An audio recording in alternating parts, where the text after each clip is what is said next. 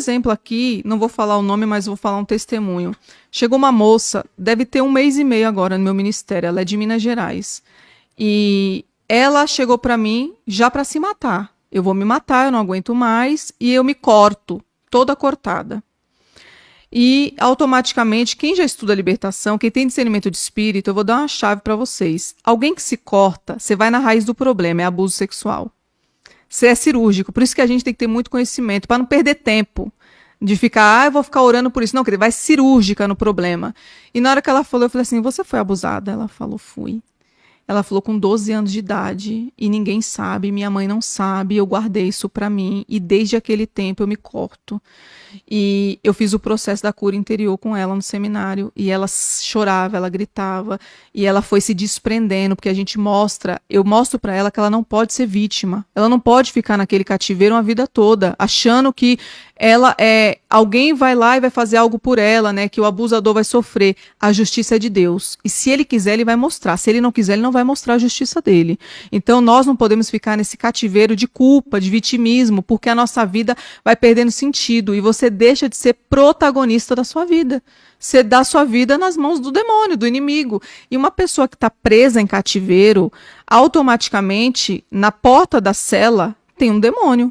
E ele faz o quê? Ele tá com a chave. E ele, de vez em quando, ele abre, pastor, e dá um chicote na pessoa. Aí a pessoa faz o quê? Traz pro físico. Com depressão, chora, grita, se corta, tenta se matar, porque o demônio de tempo em tempo entra na cela e dá um chicote neles. Então nós tiramos essa chave através do Espírito Santo, o anjo entra nas cortes celestiais, tira a chave e você sai do cativeiro, que Jesus te liberta e você volta a ser a protagonista da sua vida.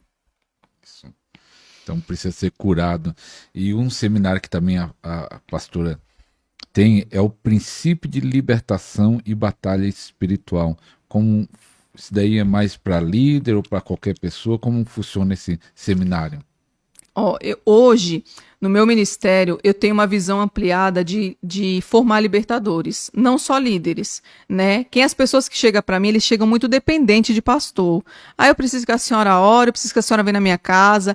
E eu aprendi que eu tenho autoridade quando eu gero autoridade no mundo espiritual. Então, eu ensino elas a terem essa autoridade. Eu ensino como que entra no campo de batalha, não é de qualquer jeito, né? As pessoas oram por libertação, mas não chama anjo, não chama arcanjo. A gente não faz nada no mundo espiritual, a gente está na carne, tá? Então quem faz é anjo. A Bíblia diz em Hebreus que os anjos são ministradores, eles estão ministrando para a gente mesmo salvar pessoas. Então quando você começa a trabalhar na libertação, Deus ele disponibiliza miríades de anjos para trabalhar ali a favor do seu ministério, porque ele sabe que você está ajudando uma pessoa e você não tem como ajudar uma pessoa sem ter um anjo do seu lado.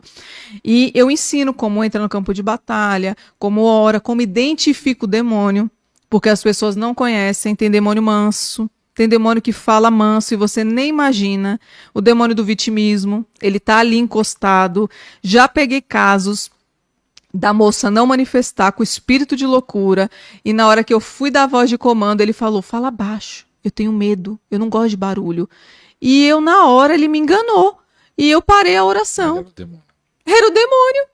Quando acabou, pastor, que eu olhei, aí numa conversa com a moça, ela falou assim, olha, eu prefiro o outro lado, a Umbanda, porque eu me sinto melhor. A evangélica grita muito. Aí naquela hora eu olhei e falei, eu te achei, Satanás.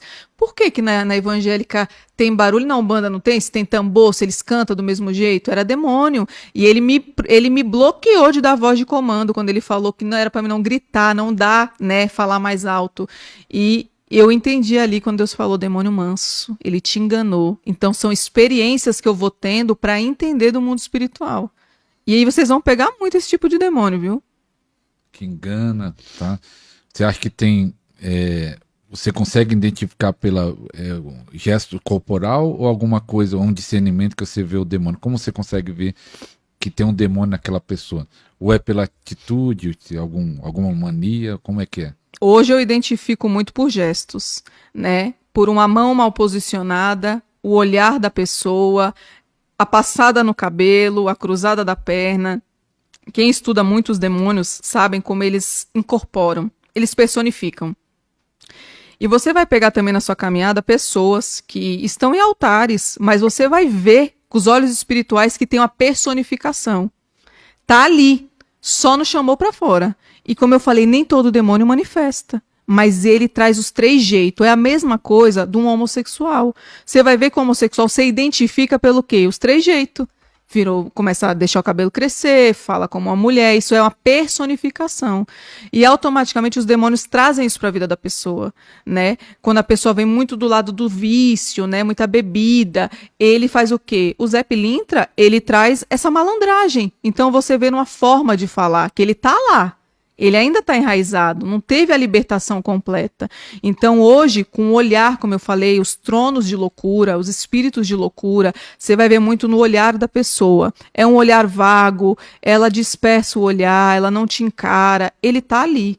Só precisa identificar. Então hoje, numa conversa que eu tenho com uma pessoa, é rápido o discernimento. E na hora que começa a se fazer o mapeamento, você já é mais cirúrgica, como eu falei, você já acha as portas, não fica mais perdendo tempo. Como as pombagiras, né? A Sete sai, ela vira a perna, ela cruza a perna, ela tem a cruzada dela, é a chave para achar ela, né? Tem outras que mexem o cabelo, tem a cigana, e assim aí é uma sequência de estudos mais aprofundado. E você falou que alguns não manifestam. E como expulsa algum demônio que não manifesta? Como saber que ele saiu? Se ele não manifestou... Se ele não manifestar. Se ele não manifestar e você sabe, ele saiu ou não saiu. Que ele não manifestou. Que você diz que nem todo espírito manifesta. Não. A maioria das pessoas, como eu falei, não vai manifestar. É muito difícil ter uma possessão demoníaca. É quando já tem muito altar ali, ele enraizou ali dentro. Agora, a maioria das pessoas, elas são libertas através de vômito, tosse, espirro, dores de cabeça, que elas reclamam muito, área sexual, vou dar indício para vocês entenderem, quando você está ministrando a área sexual, automaticamente a pessoa sente cólica, ela sente dor de barriga, ela começa a dizer que a área está desconfortável porque ela está sendo liberta. Tá um processo de libertação. E tem casos dos espíritos da mente que eles começam a dar pontada na cabeça na hora que você está ministrando, não estou aguentando, eu quero dormir, isso é a mente. Então tem áreas que você já vê especificamente que eles estão saindo. E tem casos também que vai pegar que você ministrou, mas para você ter certeza que acabou, tem uma chave na Bíblia. Eu não me lembro todos os versículos. Eu falei, como meu ministério tem 1 ano, então eu conheço as histórias, mas não me lembro dos versículos. Mas tem uma passagem que Satanás não aguenta. Você precisa perguntar para a pessoa. Eu quero que você verbalize que Jesus Cristo veio em carne. Porque os demônios não aceitam isso. Então, quando você faz a pessoa confessar que ele vem em carne, os demônios perdem as forças. É sinal que está tudo bem, que acabou. Mas quando ele não consegue, pode chamar de novo que tem ainda. Isso é a prova dos 7. Está na Bíblia, só não lembro o versículo, mas... 1 João, capítulo 1 João. Ai, que benção. Tem que ser. Tem sempre alguém ali mais elevado. E libertação financeira, na área financeira, tem demônio que atua nessa área, que você também tem um treinamento nessa área de libertação financeira. Sim. Como eu falei, na área da demonologia existe um gráfico, né, uma hierarquia. Hoje... Vou dar uma aula aqui. São 4 príncipes infernais, tá? Começa-se com Lúcifer, que foi ele que se rebelou. Segundo trono, Satanás, que ele cai. Terceira, Belial. 27 vezes ele aparece na Bíblia, tá? Belial no grego, no hebraico, é uma pessoa que não tem valor.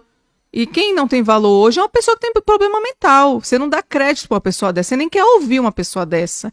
Então, Belial aqui é um dos tronos maiores. E o último é Leviatã. Abaixo deles vai descendo, aí desce Belfegor, desce Mamon, que a gente vai falar agora, Lilith. Mamon é um trono alto também. A Bíblia nos dá parâmetro que é o único principado que Deus compara com ele na Bíblia. A Bíblia, Deus fala assim, é o único Senhor que se tiver no seu coração está competindo comigo. Eu não estou falando que ele é maior que Deus, eu estou dando um parâmetro na palavra. Ele é uma potestade de alta hierarquia. E a maioria das pessoas se corrompe na área do dinheiro. Elas abrem portas através de jogos, loteria, portais que a gente abre, andar com trevo de 4 folhas, ferradura, várias coisas que tem ali, que agora eu não me lembro exatamente todas. Arruda. Isso. Tudo isso é uma porta. E eles gostam disso. Eles querem isso aqui, ó. para entrar. E as pessoas às vezes falam assim, nossa, mas eu já aceitei Jesus, como eu falei, já sou batizada.